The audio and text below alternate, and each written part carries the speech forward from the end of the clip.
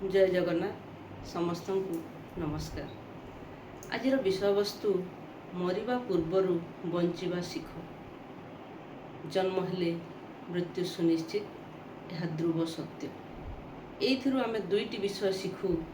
प्रथमटी हेला समय सीमित एवं द्वितीयटी हेला सीमित समयर सदुपयोग। मरिबा कथा चिंता कले आमे खूब भावी नेउ एबे क्यों मरिबु जे आ बहुत समय अच्छी, किंतु किए जानिछि केतेबेले जे पहुँची जीवो।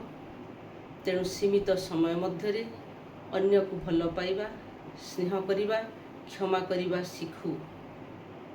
निज बाणी रे मधुरता, कर्म रे सच्चोटता एवं संपर्क रे पूर्ण विश्वास को पाथेय करिबा उचित।